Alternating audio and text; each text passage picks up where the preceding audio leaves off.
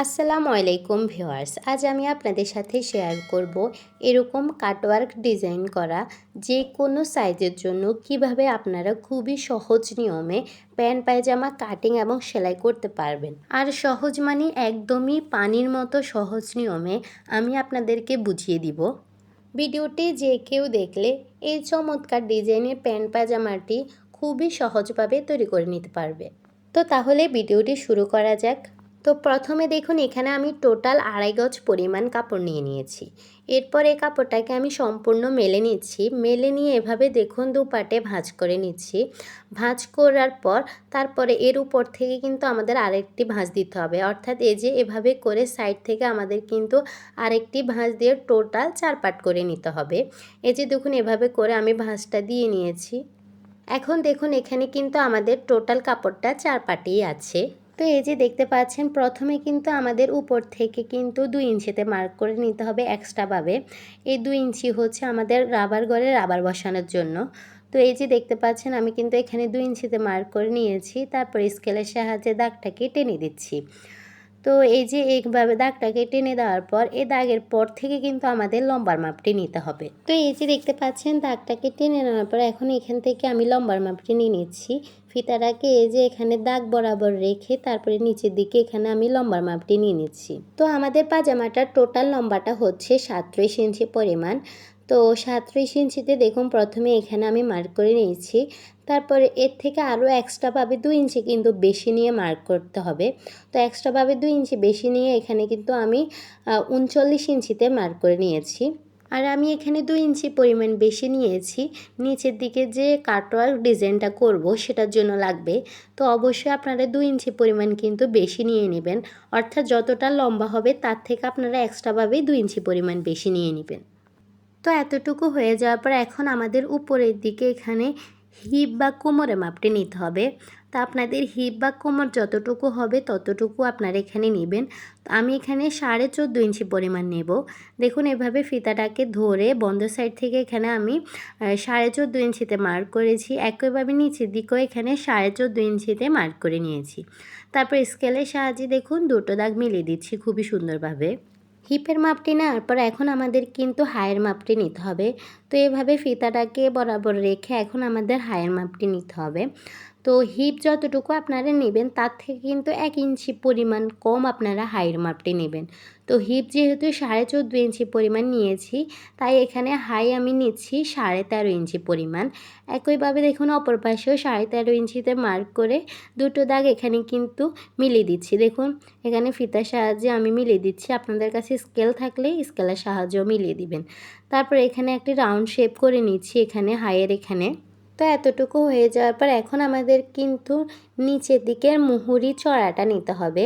তো মুহুরি চড়াটা নেওয়ার আগে প্রথমে আমাদের এখানে বন্ধ সাইড থেকে 2 ইঞ্চিতে মার্ক করে নিতে হবে। যে কোনো সাইজের জন্য আপনারা এইভাবে প্রথমে 2 ইঞ্চিতে মার্ক করে নেবেন।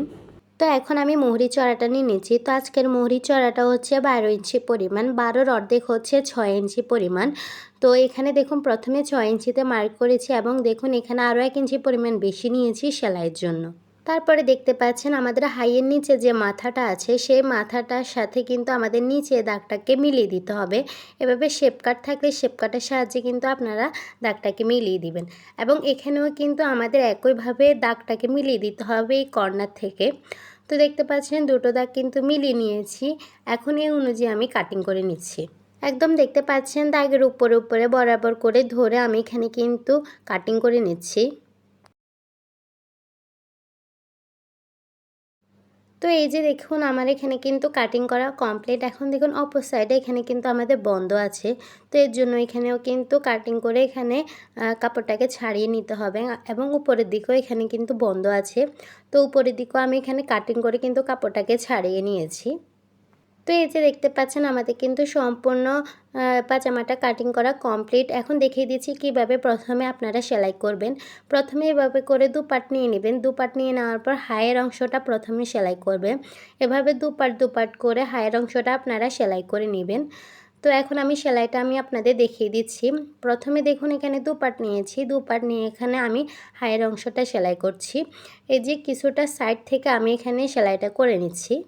তো প্রথমে কিন্তু আপনারা এখানে একটি সেলাই দিয়ে নেবেন। একটি সেলাই দিয়ে নেওয়ার পর ঘুরিয়ে কিন্তু এখানে আমাদের আরেকটা সেলাই দিয়ে নিতে হবে। যেহেতু হাইয়ের অংশ তাই অবশ্যই আপনারা ডাবল সেলাই দিয়ে নেবেন, তাহলে সেলাইটা মজবুত হবে। তো এই যে দেখুন আমার এখানে কিন্তু সেলাইটা করা কমপ্লিট। এখন আমাদের একইভাবে কিন্তু অপর যে আরও দুটো পার্ট আছে সেই পার্টেরও কিন্তু এখানে হাইয়ের অংশটা সেলাই করে নিতে হবে। তো এই যে অপর পার্টে আমি হাইয়ের অংশ সেলাই করে নিয়েছি। এখন এই পার্টটাকে এভাবে করে মেলে নিতে হবে। এই যে দেখতে পাচ্ছেন দু পার্টকে এভাবে আমি মেলে নিয়েছি। মেলে নিয়ে এখন এর উপরে কিন্তু আমাদের যে আরেকটি পার্ট আছে সেই পার্টটাকেও এভাবে মেলে নিচ্ছি। নিচের পার্টটা কিন্তু অবশ্যই সোজা সাইডে থাকবে এবং উপরের পার্টটা থাকবে উল্টো সাইডে। দেখুন নিচের পার্টটা কিন্তু আমি সোজা সাইড করে মেলেছি এবং উপরের পার্টটা আমি উল্টো সাইড করে মেলেছি। তো এই যে এভাবে করে দুটো পার্ট সমানভাবে ধরে আমাদের কিন্তু সাইডটা ফিটিং করে নিতে হবে। এই যে এভাবে করে আমাদের সাইডটা ফিটিং করতে হবে। তো এই যে দেখুন দুটো পার্ট একসাথে করে ধরে আমি মুহুরির অংশ থেকে কিন্তু সেলাইটা শুরু করতেছি, অর্থাৎ নিচের দিক থেকে কিন্তু আমি সেলাইটা শুরু করতেছি। তো এই যে দেখতে পাচ্ছেন 1/2 ইঞ্চি সাইড থেকে আমি এখানে সেলাইটা করে নিচ্ছি। তো এ পর্যায়ে বলে রাখি, আমার চ্যানেলে নতুন হয়ে থাকলে কিন্তু অবশ্যই আমার চ্যানেলকে সাবস্ক্রাইব করে পাশে থাকা বেল বাটনটি অল দিয়ে ক্লিক করে রাখবেন, যাতে করে আমি নতুন কোনো ভিডিও আপলোড করার সাথে সাথে তার নোটিফিকেশান আপনারা পেয়ে যান। আর যারা অলরেডি সাবস্ক্রাইব করেছেন তাদেরকে অসংখ্য ধন্যবাদ। তো এই যে আমার কিন্তু সেলাইটা হয়ে গিয়েছে। এখন এই কাপড়টাকে আমি মেলে নিয়েছি। মেলে নিয়ে হাত দিয়ে ভালোভাবে কিন্তু দেখুন এখানে সমান করে দিচ্ছি। সমান করে এখন এর উপর থেকে কিন্তু আমাদের একটি চাপ সেলাই দিয়ে নিতে হবে। এই যে দেখুন আমি এখানে সেলাইয়ের উপরে কিন্তু চাপ সেলাইটা দিয়ে নিচ্ছি। আপনারা একটু খেয়াল করে দেখুন। আর চাইলে আপনারা এই চাপ সেলাইটা নাও দিতে পারেন, চাইলে আপনারা আয়রনও করে নিতে পারেন। তবে চাপ সেলাইটা দিলে দেখতে বেশি ভালো লাগে। তো এই জন্য দেখুন আমি এখানে কিন্তু চাপ সেলাইটা দিয়ে নিয়েছি। তো একটি সাইড দেখুন আমাদের সেলাই করা কমপ্লিট। এখন একইভাবে কিন্তু আমাদের অপর সাইডটিও এভাবে করে দুটো পার্ট একসাথে করে ধরে সেলাই করে নিতে হবে। তো এই যে দুটো পার্টে কিন্তু একসাথে করে ধরে আমি সেলাই করে নিয়েছি। এখন এই যে সেলাই করে আমি কাপড়টাকে সোজা সাইড করে মেলে নিয়েছি। আর নিচের দিকের মুহুরের এখানে কিন্তু দেখুন আমি এখানে 1.5 ইঞ্চি চড়া রেখে দেখুন দাগ দিয়ে নিয়েছি। আর এই দাগটা কিন্তু নিচের দিকে ডিজাইনটা করার জন্য দিয়েছি। এর জন্য কিন্তু আমি বাড়তি 2 ইঞ্চি পরিমাণ বেশি নিয়েছিলাম কাটিং করার সময়। তো এখন এই দাগ বরাবর কিন্তু আমাদের সেলাইগুলো করে নিতে হবে। তো প্রথমে দেখুন আমি নিচ থেকে শুরু করতেছি। প্রথমে এখানে এই দাগ বরাবর কিন্তু এভাবে করে ভাঁজ করে নিতে হবে। ভাঁজ করে নিয়ে এইভাবে করে সমান করে নিতে হবে। দেখুন আমি কীভাবে সমান করে নিচ্ছি। ভাঁজটা করে নেওয়ার পর এখন আমাদের 2-3 সুতার সাইড থেকে কিন্তু সেলাইটা করে নিতে হবে। আর অবশ্যই কিন্তু সালোয়ারটা সোজা সাইড থেকে কিন্তু আমাদের এখানে ভাঁজটা করে সেলাইগুলো দিতে হবে। তো এই যে দেখতে পাচ্ছেন এভাবে করে কিন্তু আমি লম্বাতে সেলাইটা টেনে সেলাই করে নিয়েছি। এখন একইভাবে এই উপরে যে দাগটা আছে সেই দাগটাকেও বরাবর করে ধরে কিন্তু ভাঁজটা দিতে হবে। ভাঁজ দিয়ে কিন্তু সেলাইটা করে নিতে হবে। তো আমি আপনাদেরকে এই সেলাইটাও করে দেখিয়ে দিচ্ছি। একইভাবে যে উপরে আরও দুটো সেলাই রয়েছে সেটা কিন্তু আপনারা করে নেবেন। তো এই যে এই কাপড়টাকেও এখানে দেখুন আমি এই দাগ বরাবর ভাঁজ করে এখানে সেলাইটা করে নিয়েছি। এখন এই যে এর উপরে দুটো আপনারা কিন্তু করে নেবেন। তো এই যে এর উপরে দুটো আমি কিন্তু একই নিয়মে করে নিয়েছি। একইভাবে পাজামা যে আরেকটা মুহুরি আছে সেটাও কিন্তু আমি একইভাবে এখানে সেলাইটা করে নিয়েছি। এরপরে দেখতে পাচ্ছেন আমি এখানে একটি পেপার নিয়ে নিয়েছি। পেপারটার এই যে একটা সাইড থেকে আমি এখানে প্রথমে 1.5 ইঞ্চিতে মার্ক করে নিয়েছি এবং এই দাগ থেকে আরও 1.5 ইঞ্চিতে এখানে মার্ক করে নিয়েছি এবং নিচ থেকে উপরের দিকে এখানে 1 ইঞ্চিতে মার্ক করে নিচ্ছি এবং একইভাবে অপর পাশেও 1 ইঞ্চিতে মার্ক করে নিচ্ছি। এরপরে এই দাগগুলোকে কিন্তু রাউন্ডভাবে মিলিয়ে দিতে হবে। আপনারা একটু খেয়াল করে দেখুন আমি কীভাবে করতেছি। এই যে একটা সাইড থেকে এভাবে করে ঘুরিয়ে ডটগুলোকে সুন্দরভাবে মিলিয়ে একটা রাউন্ড শেপের মতো করে নিতে হবে। তো করে নেওয়ার পর এখন এভাবে দেখুন আমি কাটিং করে নিচ্ছি এই দাগ বরাবর।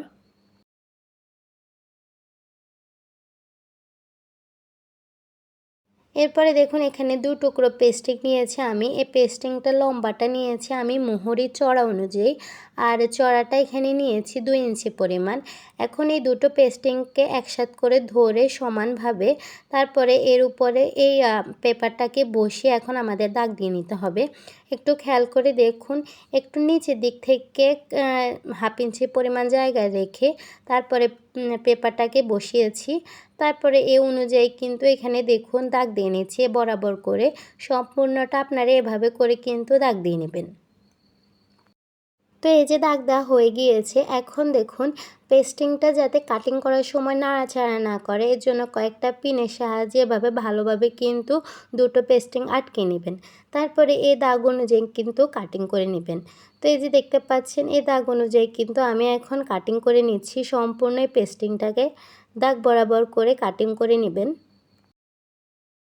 তো এই যে খুব সুন্দরভাবে কিন্তু দাগ বরাবর আমি পেস্টিংটা কাটিং করে নিয়েছি এবং পিনগুলোকেও খুলে নিয়েছি। এখন দেখুন এখানে 4 টুকরো পরিমাণ কাপড় নিয়েছি আমি। প্রথমে দেখুন এক টুকরোকে এভাবে মেলে নিয়েছি। মেলে নিয়ে একটি পেস্টিংয়ের পার্টকে এভাবে নিতে হবে, নিয়ে এর উপরে দিয়ে কিন্তু আয়রন দিয়ে অ্যাটাচ করে নিতে হবে। তারপর এর নিচে আরেকটি কাপড় দিয়ে তারপরে সেলাই করতে হবে। তো সেলাইয়ের সময় আমি আপনাদেরকে আরও ডিটেলসে বুঝিয়ে দিব। তো এখন দেখুন আমি এখানে কিন্তু একটি কাপড়ের উপরে একটি পেস্টিংয়ের পার্টকে আমি আয়রন দিয়ে অ্যাটাচ করে নিয়েছি। তারপরে এর নিচের দিকে আরেকটি কাপড়ের পার্ট দিয়ে এখন আমাদের সেলাই করতে হবে। আপনারা একটু খেয়াল করে দেখেন তাহলে কিন্তু খুব সুন্দরভাবে বুঝতে পারবেন। তো এই যে একটি সাইড থেকে দেখুন আমি এই ডিজাইন বরাবর কিন্তু ঘুরিয়ে ঘুরিয়ে সম্পূর্ণটা কিন্তু সেলাই করে নিচ্ছি। আপনারা একটু খেয়াল করে দেখেন তাহলে বুঝতে পারবেন। এটা আসলে মুখে বলে বোঝানো সম্ভব না, তো অবশ্যই খেয়াল করে দেখবেন তাহলে বুঝবেন। আর যদি আপনাদের আয়রন না থাকে সেক্ষেত্রে কাপড়ের সাথে কিন্তু পেস্টিংটাকে রেখে চাপ সেলাই দিয়েও আটকে নিতে পারেন। এরপরে নিচের দিকে আরেকটি কাপড় দিয়ে এরপর এই ডিজাইন অনুযায়ী সেলাই করে নেবেন।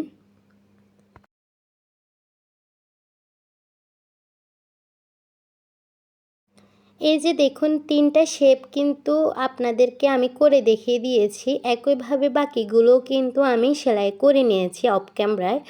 তো এখন আমাদের কিন্তু বাড়তি যে কাপড়টা আছে সেটাকে কেটে ফেলে দিতে হবে। তো একটু খেয়াল করে দেখুন সাইড থেকে 2-3 সুতা কাপড় বাদ রেখে আমি দেখুন এই ডিজাইন অনুযায়ী কিন্তু বাড়তি কাপড়গুলো এভাবে কেটে ফেলে দিচ্ছি।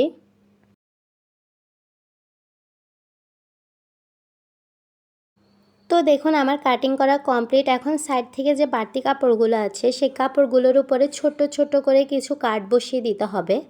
এতে করে কিন্তু এই কাপড়টা উল্টো করতে গেলে সুবিধা হবে এবং কাপড়টা উল্টো করার পরে ফিনিশিংটাও ভালো আসবে। তো এর জন্য কিন্তু সাইড থেকে কিছু কাট বসিয়ে দিবেন। এখন আমাদের এই কাপড়টাকে কিন্তু উল্টো করতে হবে। এই যে দেখুন এভাবে করে কিন্তু আমি উল্টো করে নিয়েছি। এভাবে গোল যে অংশটা আছে সেটাকে এভাবে হাত দিয়ে বের করে দিচ্ছি। আর ছোট একটি স্ক্রুড্রাইভারের সাহায্যে আমি ভিতর থেকে কিন্তু খুঁচিয়ে কাপড়গুলোকে বের করে দিচ্ছি। এতে করে কিন্তু সবগুলো কাপড় বের হবে এবং ফিনিশিংটাও ভালো আসবে। তো এভাবে সবগুলো রাউন্ড আমি বের করে দিচ্ছি খুঁচিয়ে খুঁচিয়ে। আর ভালো ফিনিশিংয়ের জন্য আমি এখানে আয়রন করে নিয়েছি। আপনারা অবশ্যই আয়রন করে নেবেন। এরপরে দেখুন পেস্টিং অনুযায়ী কাপড়টাকে কিন্তু এভাবে করে ভাঁজ দিতে হবে, অর্থাৎ যতটুকু পর্যন্ত পেস্টিং আছে সে অনুযায়ী কিন্তু এখানে ভাঁজ দিবেন। ভাঁজ দিয়ে এর একটু সাইড থেকে কিন্তু আমাদের এখানে একটি সেলাই দিয়ে নিতে হবে, অর্থাৎ পেস্টিংয়ের উপরে আপনারা সেলাইটা দিবেন।